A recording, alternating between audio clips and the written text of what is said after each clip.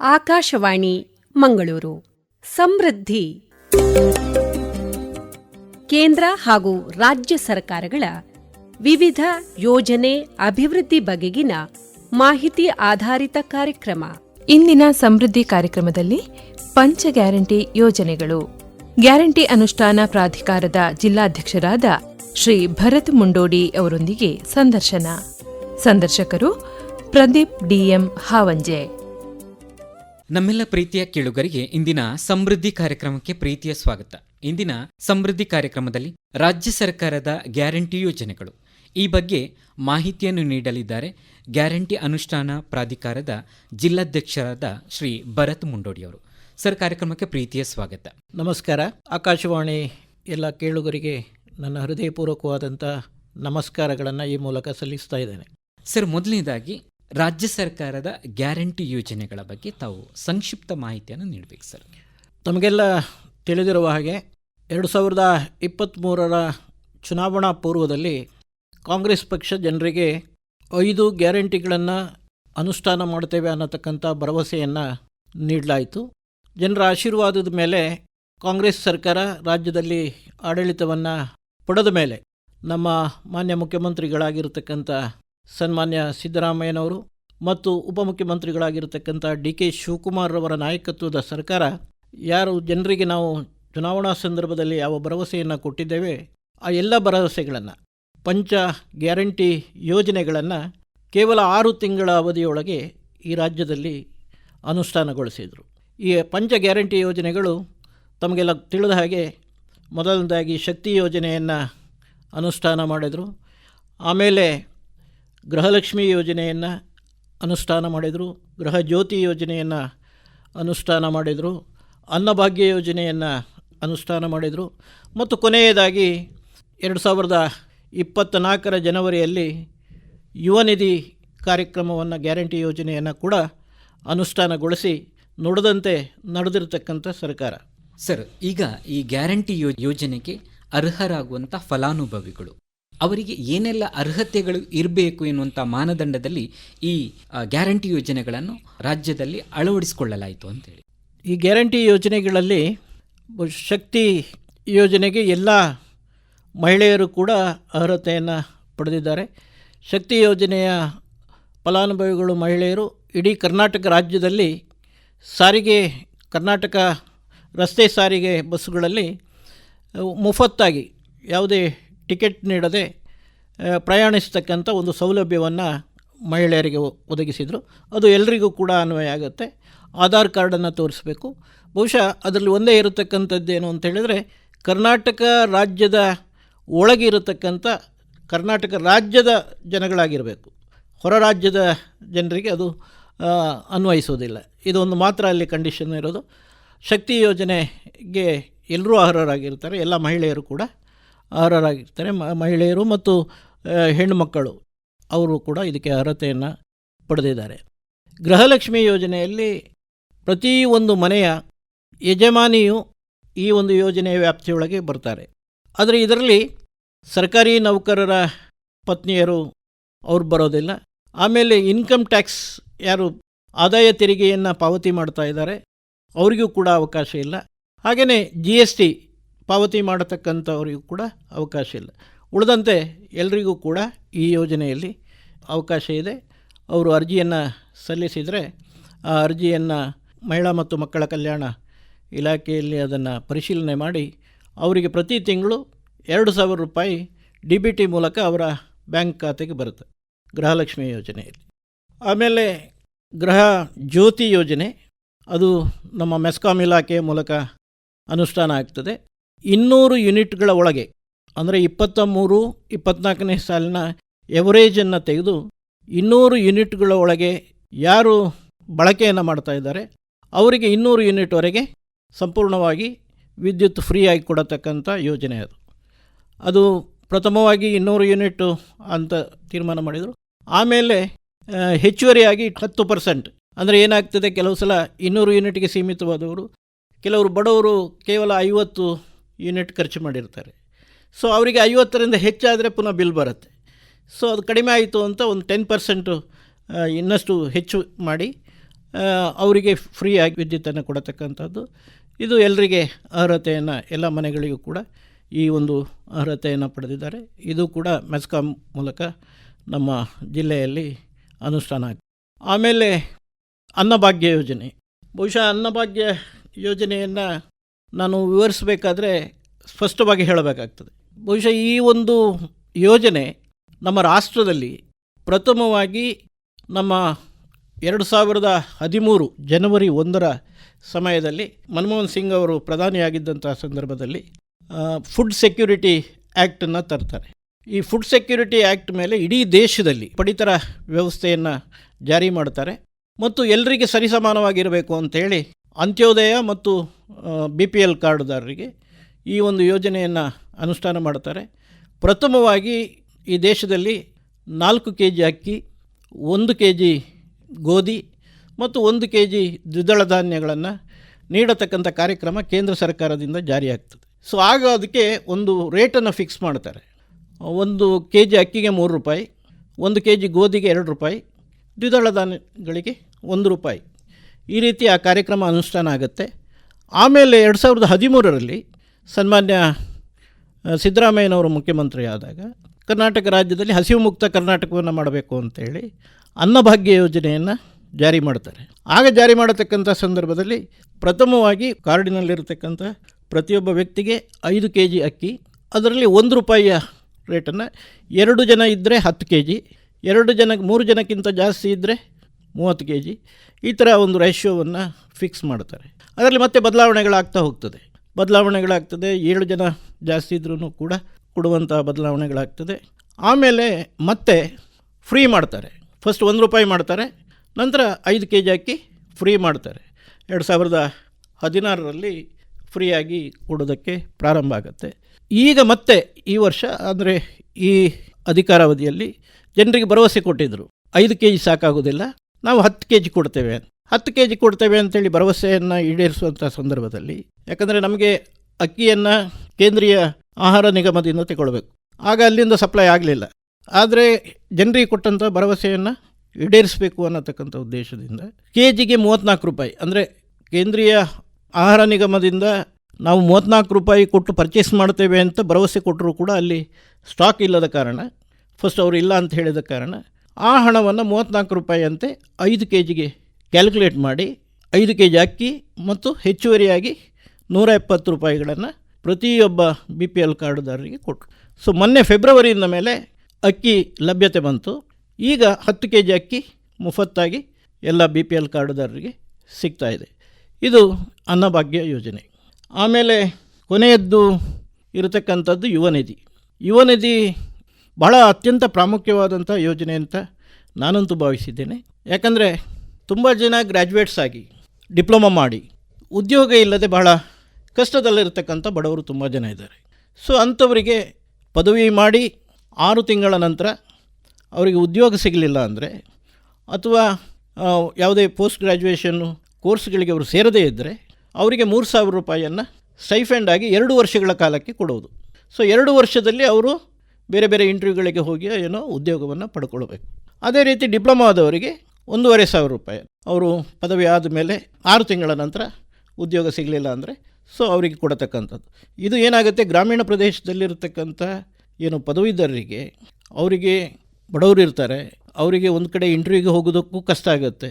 So ಈ stipend ಹಣದಲ್ಲಿ ಎಲ್ಲಿ ಇಂಟರ್ವ್ಯೂ ಕರೆದಾಗಲೂ ಹೋಗಿ ಒಂದು ಇಂಟರ್ವ್ಯೂಗೆ ಅಟೆಂಡ್ ಆಗಲಿಕ್ಕಾಗ್ತದೆ. ಅಥವಾ ಒಂದು 2 ತಿಂಗಳು 3 ತಿಂಗಳು 4 ತಿಂಗಳು ಈ ಡಿಪ್ಲೊಮಾ ಆದವರಿಗೆ ಸ್ಕಿಲ್ಡ್ ಕೋರ್ಸಸ್ ಇರ್ತದೆ. ಸೊ ಅದನ್ನು ಮಾಡಿಕೊಳ್ಳಲಿಕ್ಕೂ ಅನುಕೂಲ ಆಗುತ್ತೆ. ಸೊ ಹಾಗಾಗಿ ಯುವಕರ ಭವಿಷ್ಯವನ್ನು, ಯುವಕ ಯುವತಿಯರ ಭವಿಷ್ಯವನ್ನು ನಿರ್ಮಾಣ ಮಾಡುವಂಥದ್ರಲ್ಲಿ ಇದು ಬಹಳ ಪ್ರಾಮುಖ್ಯವಾದಂಥ ಯೋಜನೆ.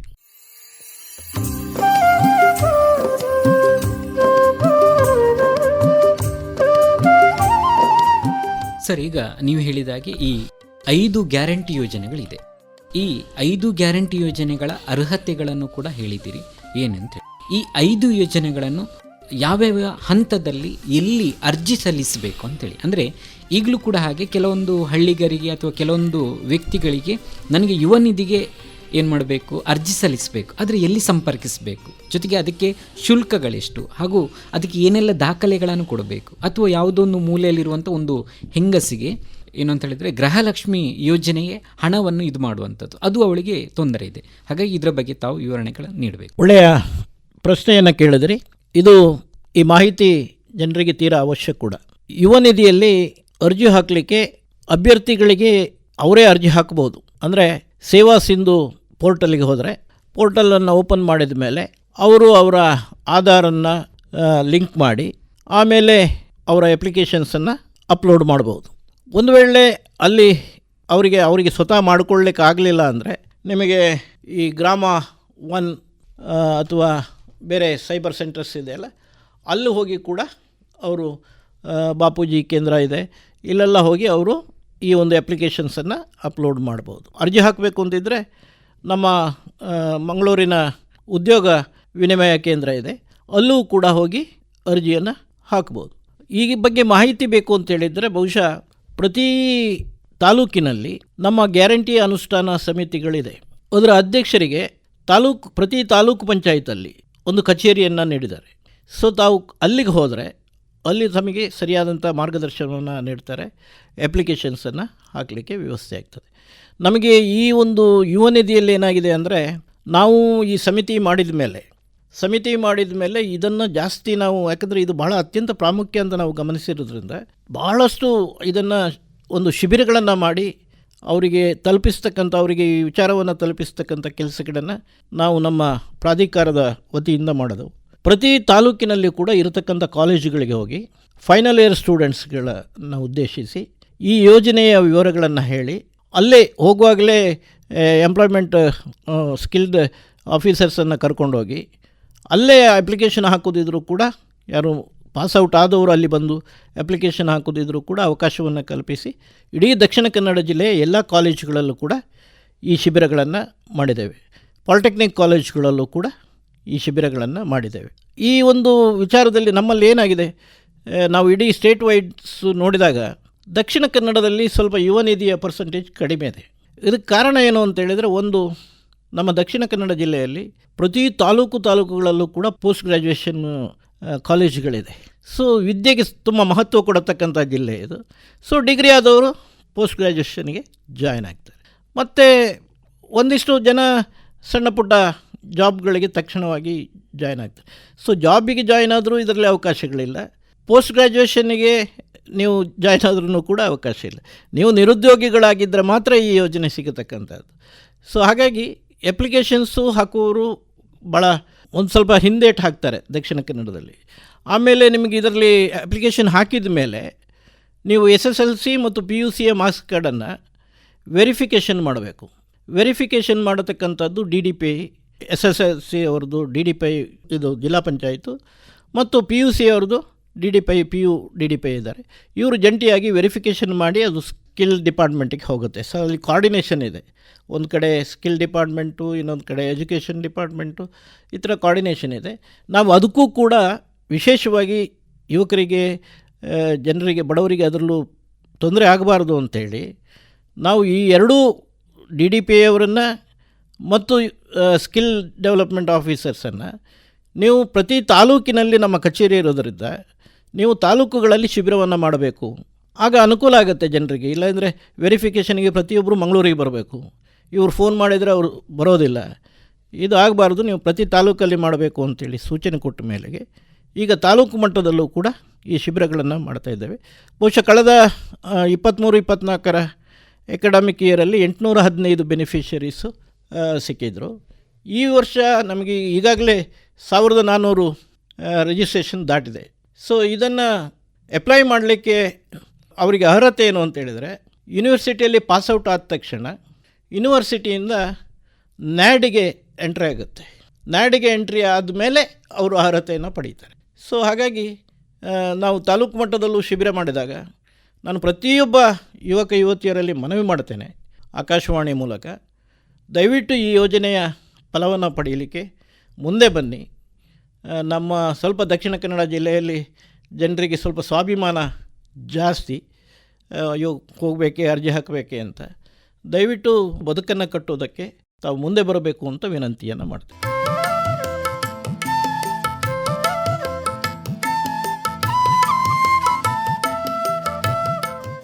ಸರ್, ಈಗ ಈ ಗ್ಯಾರಂಟಿ ಯೋಜನೆಗಳು ದಕ್ಷಿಣ ಕನ್ನಡದಲ್ಲಿ ಈ ಫಲಾನುಭವಿಗಳ ಸಂಖ್ಯೆ ಹೇಗಿದೆ, ಜೊತೆಗೆ ಈ ಗ್ಯಾರಂಟಿ ಯೋಜನೆಯ ಅನುಷ್ಠಾನದಲ್ಲಿ ದಕ್ಷಿಣ ಕನ್ನಡ ಜಿಲ್ಲೆಯ ಸಾಧನೆಗಳೇನು ಅಂತೇಳಿ? ಭಾಳ ಹೆಮ್ಮೆ ಆಗ್ತದೆ. ದಕ್ಷಿಣ ಕನ್ನಡ ಜಿಲ್ಲೆ ಅದೇ ಯುವ ನಿಧಿ ಒಂದು ಬಿಟ್ಟು ನಾನು ಹೇಳಿದಾಗೆ ಬೇರೆ ಎಲ್ಲ ಯೋಜನೆಗಳಲ್ಲೂ ಕೂಡ ಸುಮಾರು 97-98% ಅಚೀವ್ ಮಾಡಿದ್ದೇವೆ. ನಮ್ಮನ್ನು ಸಮಿತಿ ಮಾಡಿರತಕ್ಕಂಥದ್ದೇ ಅರ್ಹರಾಗಿರತಕ್ಕಂಥ ಎಲ್ಲ ಫಲಾನುಭವಿಗಳಿಗೂ ಈ ಯೋಜನೆಯನ್ನು ಮುಟ್ಟಿಸಬೇಕು ಅಂತ. ನಾವು ಇಡೀ ಜಿಲ್ಲೆಯಲ್ಲಿ ಪ್ರತಿ ತಾಲೂಕಲ್ಲಿ ಸಮಿತಿ ಇದೆ. ಇಡೀ ಜಿಲ್ಲೆಯಲ್ಲಿ ತಾಲೂಕಿನಿಂದ ನಾವು ಗ್ರಾಮ ಪಂಚಾಯತ್ ಮಟ್ಟಕ್ಕೆ ಹೋಗಿ ಶಿಬಿರವನ್ನು ಮಾಡಿದ್ದೇವೆ.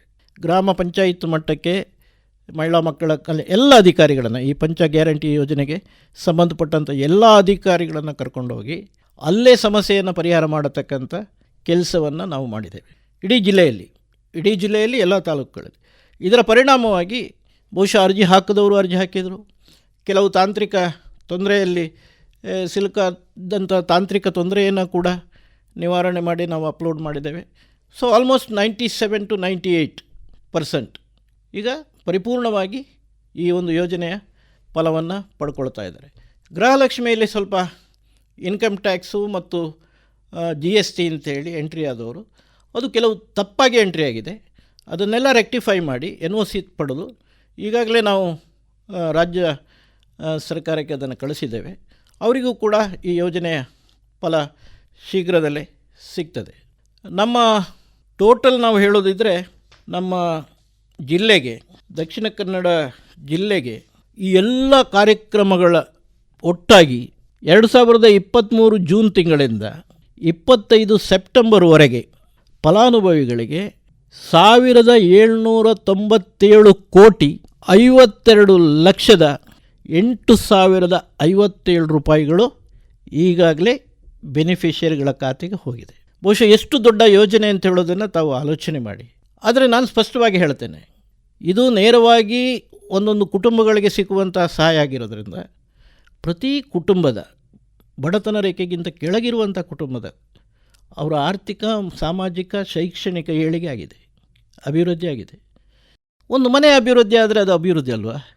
ಈಗ 10 ಮನೆ ಅಭಿವೃದ್ಧಿ ಆದರೆ ಊರು ಅಭಿವೃದ್ಧಿ ಆಗುತ್ತೆ, ಊರು ಅಭಿವೃದ್ಧಿ ಆದರೆ ಗ್ರಾಮ ಅಭಿವೃದ್ಧಿ ಆಗುತ್ತೆ, ಗ್ರಾಮ ಆದರೆ ತಾಲೂಕು ಆಗುತ್ತೆ, ತಾಲೂಕು ಆದರೆ ಜಿಲ್ಲೆ ಆಗುತ್ತೆ, ಜಿಲ್ಲೆ ಆದರೆ ರಾಜ್ಯ ಆಗುತ್ತೆ. ಇದು ಸಹ ಒಂದು ಅಭಿವೃದ್ಧಿ. ವೈಯಕ್ತಿಕ ಸಾಮಾಜಿಕ ಜೀವನದಲ್ಲಿ ಬದುಕು ಚೆನ್ನಾಗಿರೋದು ಕೂಡ ಅಭಿವೃದ್ಧಿ. ಸೊ ಹಾಗಾಗಿ ಇಷ್ಟು ದೊಡ್ಡ ಅಮೌಂಟ್. ಇದರಲ್ಲಿ ಭಾಳ ವಿಶೇಷ ಅಂತ ಹೇಳಿದರೆ ಮಧ್ಯವರ್ತಿಗಳಿಲ್ಲ, ನೀವು ನೇರ ಅವರ ಅಕೌಂಟಿಗೆ ಹೋಗೋದು, ಜನ ಉಪಯೋಗ ಮಾಡ್ಕೊಳ್ತಾ ಇದ್ದಾರೆ. ಬಹುಶಃ ನನಗೆ ಭಾಳ ಹೆಮ್ಮೆ, ಗೃಹಲಕ್ಷ್ಮಿ ಯೋಜನೆಯಲ್ಲಿ ಈ ಎಲ್ಲ ಯೋಜನೆಗಳನ್ನು ಮಹಿಳೆಯರನ್ನೇ ಉದ್ದೇಶಿಸಿ ಸರ್ಕಾರ ಮಾಡಿದೆ. ಕಾರಣ ಏನು ಅಂತೇಳಿದರೆ, ಮಹಿಳೆಯರು ಆಂತರಿಕವಾಗಿ ಅವರು ಅವರ ಬದುಕನ್ನು ಮತ್ತು ಅವರ ಸಂಸಾರವನ್ನು ನೋಡುವವರು. ನಾವು ಗಂಡಸರು ಏನಿದ್ರೂ ಹೊರ ಪ್ರಪಂಚ ನೋಡೋದು, ಅವರು ಒಳ ಪ್ರಪಂಚದಲ್ಲಿ ತಮ್ಮ ಬದುಕನ್ನು ಕಟ್ಟುವವರು. ಸೊ ಅವರಿಗೆ ಈ ಸಹಾಯ ಮಾಡಿದರೆ ಅದು ಅವರ ಸಂಸಾರಕ್ಕೆ ಎಲ್ರಿಗೂ ಅನುಕೂಲ ಆಗುತ್ತೆ ಅಂಥೇಳಿ ಈ ಯೋಜನೆಯನ್ನು ಮಾಡಿದ್ದಾರೆ. ನೀವು ಗೃಹಲಕ್ಷ್ಮಿ ಯೋಜನೆಯಲ್ಲಿ ನಿಮಗೆ ತುಂಬ ಸಕ್ಸಸ್ ಸ್ಟೋರೀಸ್ ಇದೆ. ನೀವು ಹಲವಾರು ಸಂದರ್ಭಗಳಲ್ಲಿ ನೀವು ನೋಡಿದರೆ ಪತ್ರಿಕೆಗಳಲ್ಲಿ ಬರೋದು, ಒಂದು ಕಡೆ ಅತ್ತೆ ಸೊಸೆ ಸೇರಿಕೊಂಡು ಗೃಹಲಕ್ಷ್ಮಿಯಲ್ಲಿ ಬಂದಂಥ ಹಣದಿಂದ ಕೃಷಿ ಬೋರ್ವೆಲ್ ತೆಗೆದಂಥ ವಿಚಾರಗಳು, ಆಮೇಲೆ ಸಣ್ಣ ಪುಟ್ಟ ಅಂಗಡಿ ಹಾಕಿ ಜೀವನ ಮಾಡತಕ್ಕಂಥದ್ದು, ಅಥವಾ ತನ್ನ ಗಂಡನಿಗೋ ಮಕ್ಕಳಿಗೋ ಈ ಬಂದಂಥ ಹಣವನ್ನು ಶೇಖರಣೆ ಮಾಡಿ ಸ್ಕೂಟಿ ವಾಹನವನ್ನು ತೆಗೆದುಕೊಟ್ಟಿರತಕ್ಕಂಥದ್ದು. ಇಂಥ ಹಲವಾರು ಉದಾಹರಣೆಗಳು ಬದುಕನ್ನು ನಿರ್ವಹಣೆ ಮಾಡುವಂಥ, ಕಟ್ಟುವಂಥ ಯೋಜನೆಗಳನ್ನು ಮಾಡಿದ್ದಾರೆ. ನೀವು ಉತ್ತರ ಕರ್ನಾಟಕ ಒಂದು ಭಾಗದಲ್ಲಿ ಒಂದು ಹೆಣ್ಮಗಳು ಅವರು ಗೃಹಲಕ್ಷ್ಮಿಯಲ್ಲಿ ಬಂದ ಹಣದಲ್ಲಿ ಅವರ ಊರಿನ ಪ್ರಾಥಮಿಕ ಶಾಲೆಯಲ್ಲಿ ಒಂದು ಲೈಬ್ರರಿಯನ್ನು ತೆಗೆದಿದ್ದಾರೆ. ನೋಡಿ ಎಷ್ಟು ಅದೊಂದು ತೀಕ್ಷ್ಣವಾದಂಥ ಚಿಂತನೆ ಅಂತ. ಇಡೀ ಮಕ್ಕಳ ಒಂದು ಭವಿಷ್ಯ ಒಳ್ಳೆಯದಾಗಬೇಕು ಅಂತ ಲೈಬ್ರರಿಯನ್ನು ತೆರೆದಂಥ ಹಲವಾರು ಘಟನೆಗಳು. ಆದ್ದರಿಂದ ಈ ಯೋಜನೆ ನಿಜವಾಗಿ ಜನರಿಗೆ ಪ್ರಯೋಜನ ಆಗಿದೆ. ನೀವು ಇದರಲ್ಲಿ ಪರೋಕ್ಷವಾಗಿ ಬೆನಿಫಿಟ್ ಇರತಕ್ಕಂಥದ್ದನ್ನು ಯೋಚನೆ ಮಾಡಬೇಕು. ಬಟ್ ನಿಜವಾಗಿ ನೋಡಿದರೆ ಶಕ್ತಿ ಯೋಜನೆಯಲ್ಲಿ ನೀವು ಈಗ ಪ್ರಸಕ್ತ ರಾಜ್ಯ ಸರ್ಕಾರದ ಅಂಕಿಅಂಶದಲ್ಲಿ ಮಹಿಳೆಯರ ಉದ್ಯೋಗ 25% ಹೆಚ್ಚಾಗಿದೆ. ಯಾಕಂದರೆ ಫ್ರೀ ಬಸ್ ಇರೋದರಿಂದ ಮಹಿಳೆಯರು ಹತ್ತಿರದ ಪಟ್ಟಣಗಳಲ್ಲಿ ಸಣ್ಣ ಪುಟ್ಟ ಉದ್ಯೋಗಕ್ಕೂ ಕೂಡ ಸೇರ್ತಾರೆ. ಯಾಕಂದರೆ ಹೋಗಿ ಬರುವ ವೆಚ್ಚ ಇಲ್ಲ ನೋಡಿ. ಸೊ ಈ 25% ಮಹಿಳೆಯರ ಉದ್ಯೋಗ ಪರ್ಸೆಂಟೇಜು ಕರ್ನಾಟಕ ಸ್ಟೇಟಲ್ಲಿ ಹೆಚ್ಚಾಗಿದೆ. ನಮ್ಮ ರಾಜ್ಯದ GDP 8.2, ರಾಷ್ಟ್ರದಲ್ಲೇ ಫಸ್ಟು. ಯಾಕೆ? ಈ ಜನರ ಒಟ್ಟಿಗೆ ಹಣ ವ್ಯವಹಾರಕ್ಕೆ ಸಿಕ್ಕಿದಾಗ ಅದು ಚಲಾವಣೆ ಆಗ್ತಾ ಇರ್ತದೆ. ಸೊ ಹಾಗಾಗಿ ತಲಾ ಆದಾಯ ಹೆಚ್ಚಾಗತ್ತೆ. ಸೊ ಇದನ್ನೆಲ್ಲ ಗಮನಿಸಬೇಕು. ನೀವು ಉತ್ತರ ಕರ್ನಾಟಕದ ಹೆಣ್ಣುಮಕ್ಕಳು ಸ್ವಸಹಾಯ ಸಂಘವನ್ನು ಮಾಡಿಕೊಂಡು ಮನೆ ಕೈಗಾರಿಕೆಯಲ್ಲಿ, ಹೋಮ್ ಇಂಡಸ್ಟ್ರಿಯಲ್ಲಿ ನೀವು ಹಪ್ಪಳ, ಜೋಳ ರೊಟ್ಟಿ, ಆಮೇಲೆ ಅವರ ಖಾರದ ಚಟ್ನಿ ಇದನ್ನೆಲ್ಲ ತಯಾರು ಮಾಡಿ ಮೊದಲು ಅವರು ಅಲ್ಲೇ ಮಾರುಕಟ್ಟೆಯಲ್ಲಿ ಮಾರ್ತಾಯಿದ್ರು. ಈಗ ಫ್ರೀ ಬಸ್ ಆದ್ದರಿಂದ ಅವರು ನೀವು ಉತ್ತರ ಕರ್ನಾಟಕದಿಂದ ದಕ್ಷಿಣ ಕರ್ನಾಟಕದಲ್ಲೂ ಬಂದು ಮಾರಿ ಹೋಗ್ತಾರೆ. ಯಾಕಂದರೆ ಬಂದು ಹೋಗುವ ಖರ್ಚಿಲ್ಲ ನೋಡಿ. ಸೊ ಹಾಗಾಗಿ ಅವರ ಆರ್ಥಿಕ ಪರಿಸ್ಥಿತಿಯು ಕೂಡ ಸಂಪೂರ್ಣವಾಗಿ ಭಾಳಷ್ಟು ಉತ್ತೇಜನ ಆಗಿದೆ. ಬಹುಶಃ ಇದನ್ನೆಲ್ಲ ಗಮನಿಸಬೇಕು.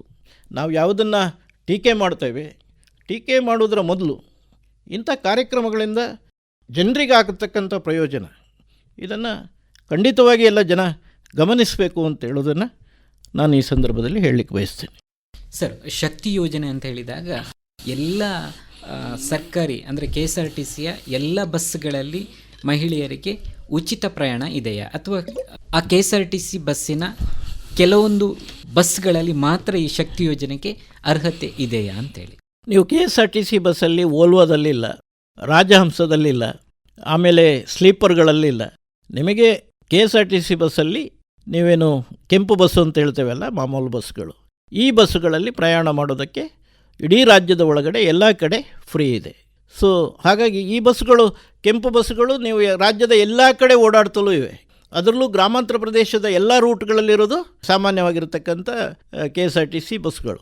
ಹಸಿರು ಬಣ್ಣದ ಇದು ಇದೆ, ಯಾವುದು ನಿಮ್ಮ ಗ್ರಾಮೀಣ ಸಂಚಾರಿ ಬಸ್ಸುಗಳು ಇದೆ. ಆಮೇಲೆ ಪೇಟೆ ಒಳಗೆ ತಿರುಗತಕ್ಕಂಥ ಬಸ್ಸುಗಳು ಇದೆ. ಇವದರ ಎಲ್ಲದರಲ್ಲೂ ಕೂಡ ನಿಮಗೆ ಫ್ರೀ ಟ್ರಾವೆಲಿಂಗು ಇದೆ. ನಿಮಗೆ ಇಲ್ಲದೇ ಇರುವುದು ಯಾವುದು ಅಂತೇಳಿದರೆ ಓಲ್ವಾ, ರಾಜಹಂಸ, ಸ್ಲೀಪರ್ಗಳು, ಈ ಬಸ್ಸುಗಳಿಗೆ ನಿಮಗೆ ಫ್ರೀ ಇಲ್ಲ. ಸರ್, ಈಗ ಈ ಗ್ಯಾರಂಟಿ ಯೋಜನೆಗಳಲ್ಲಿ ಏನಾದರೂ ಒಂದು ದೂರು ಇರಬಹುದು, ಅಥವಾ ಏನಾದರೂ ಸಮಸ್ಯೆಗಳಿದ್ದಲ್ಲಿ ಒಬ್ಬ ಪ್ರಜೆಯಾದವನು ಅವನು ಯಾರನ್ನು ಸಂಪರ್ಕಿಸಬೇಕು, ಜೊತೆಗೆ ಯಾವ ರೀತಿಯಾಗಿ ದೂರುಗಳನ್ನು ಸಲ್ಲಿಸಬೇಕು ಅಂತೇಳಿ? ನಿಮಗೆ ಪ್ರಾರಂಭದಲ್ಲಿ ಈ ಎಲ್ಲ ಸಮಸ್ಯೆಗಳನ್ನು ಇಲಾಖೆಯ ಅಧಿಕಾರಿಗಳ ಹತ್ರನೇ ಅವರು ಹೇಳಬೇಕಾಗಿತ್ತು. ತಾಲೂಕು ಹೆಡ್ ಕ್ವಾರ್ಟರ್ಸಲ್ಲಿ ಬಂದು CDP ಅವ್ರ ಹತ್ರ ಗೃಹಲಕ್ಷ್ಮಿ ಬಗ್ಗೆ ಹೇಳಬೇಕು, ಅಥವಾ ತಾಲೂಕು ಮಟ್ಟದಲ್ಲಿ ಇರತಕ್ಕಂಥ ಅಧಿಕಾರಿಗಳ ಹತ್ರ ಫುಡ್ ಇಲಾಖೆಯಲ್ಲಿ ಅಲ್ಲಿ ಬಂದು ಹೇಳಬೇಕಿತ್ತು. ಸೊ ಇದನ್ನು ಮನಗಂಡು ಸರ್ಕಾರ ಕೇವಲ ಅಧಿಕಾರಿಗಳಿಂದ ಇದನ್ನು ಪರಿಪೂರ್ಣವಾಗಿ ಅನುಷ್ಠಾನ ಮಾಡಲಿಕ್ಕೆ ಮತ್ತು ಯಾರು ಅರ್ಹ ಅಭ್ಯರ್ಥಿಗಳಿದ್ದಾರೆ ಅವರಿಗೆ ಸಹಾಯ ಮಾಡಲಿಕ್ಕೆ ಆಗೋದಿಲ್ಲ ಅಂತ ಹೇಳುವಂಥ ಒಂದು ಪರಿಗಣನೆಯಿಂದ ರಾಜ್ಯದಲ್ಲಿ ನಮ್ಮ ರಾಜ್ಯ ಗ್ಯಾರಂಟಿ ಅನುಷ್ಠಾನ ಪ್ರಾಧಿಕಾರವನ್ನು ರಚನೆ ಮಾಡಿದರು. ಅಲ್ಲಿ ಅಧ್ಯಕ್ಷರು ಮತ್ತು 5 ಜನ ಈಗ 5 ಜನ ಉಪಾಧ್ಯಕ್ಷರನ್ನು ನೇಮಕ ಮಾಡಿದರು.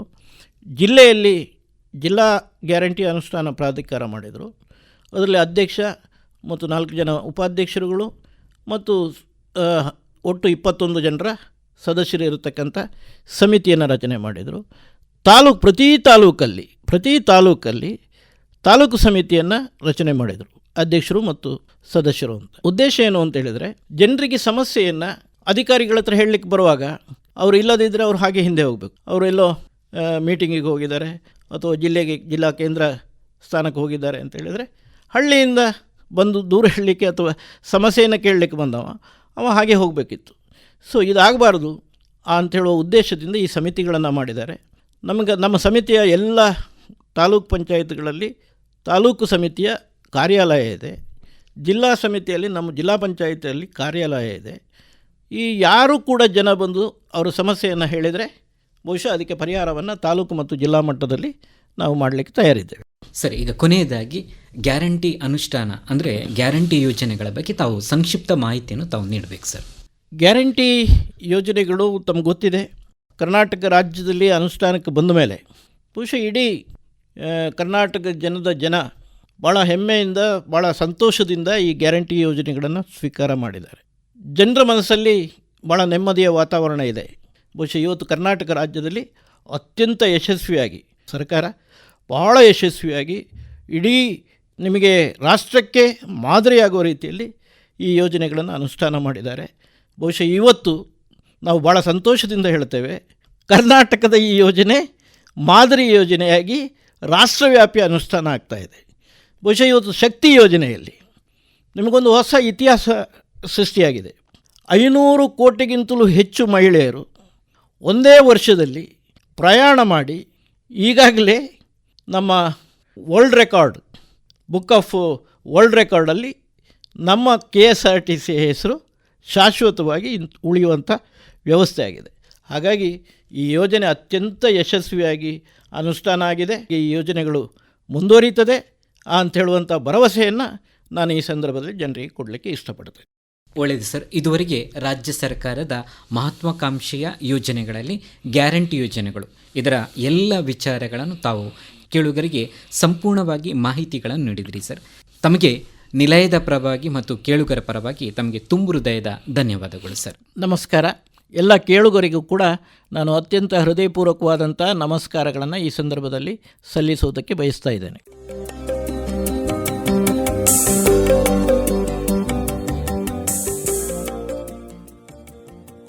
ಇದುವರೆಗೆ ಸಮೃದ್ಧಿ ಕಾರ್ಯಕ್ರಮದಲ್ಲಿ ಪಂಚ ಗ್ಯಾರಂಟಿ ಯೋಜನೆಯ ಕುರಿತು ಗ್ಯಾರಂಟಿ ಅನುಷ್ಠಾನ ಪ್ರಾಧಿಕಾರದ ಜಿಲ್ಲಾಧ್ಯಕ್ಷರಾದ ಶ್ರೀ ಭರತ್ ಮುಂಡೋಡಿ ಅವರೊಂದಿಗೆ ನಡೆಸಿದ ಸಂದರ್ಶನ ಕೇಳಿದಿರಿ. ಸಂದರ್ಶನ ನಡೆಸಿಕೊಟ್ಟವರು ಪ್ರದೀಪ್ TM ಹಾವಂಜೆ. ಇದು ಈ ಬಾರಿಯ ಸಮೃದ್ಧಿ ಕಾರ್ಯಕ್ರಮ. ಮುಂದಿನ ಕಾರ್ಯಕ್ರಮದಲ್ಲಿ ಮತ್ತೆ ಭೇಟಿಯಾಗೋಣ. ನಮಸ್ಕಾರ.